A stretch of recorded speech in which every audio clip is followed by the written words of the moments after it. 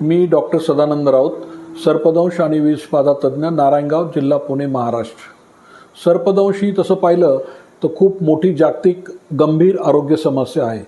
जगामध्ये दरवर्षी 45 ते 52 लाख लोकांना सर्पदंश होतो आणि 80,000 पेक्षा जास्त लोक, 80,000 ते 1,38,000 लोक मृत्युमुखी पडतात.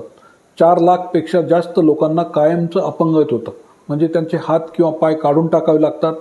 अनेक लोकांच्या दोन्ही किडन्या निकामी होऊन त्यांना आयुष्यभर डायलिसिस लागतं, पॅरालिसिस होतं, डिप्रेशन होतं. सर्पदंश सर्वसाधारणपणे गरीब, तरुण, शेतमजूर, महिला आणि मुले यांच्यामध्ये जास्त होतो. त्यातल्या त्यात भारताला सर्पदंशाची राजधानी म्हटलं जातं.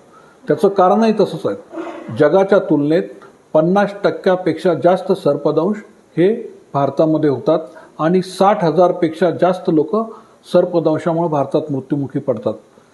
जागतिक आरोग्य संघटनेनं 2019 सर्पदंशाची निवड मोस्ट निग्लेक्टेड ट्रॉपिकल डिसीज म्हणजे अतिदुर्लक्षित उष्णकटिबंधातील आजार या वर्गात वर्गीकरण केलेलं आहे आणि 2030 पर्यंत सर्पदंशामुळे होणाऱ्या मृत्यूचं प्रमाण हे 50% कमी करण्याचं ठरवलेलं आहे.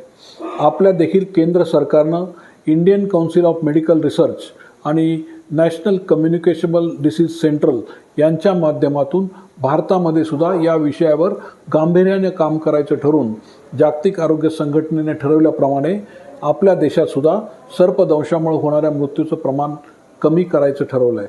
आणि सुदैवानं नॅप्से national action plan for snake bite envenomation आणि national snake bite treatment guideline या दोन्ही याचा मी एक सदस्य म्हणून काम केलेलं आहे.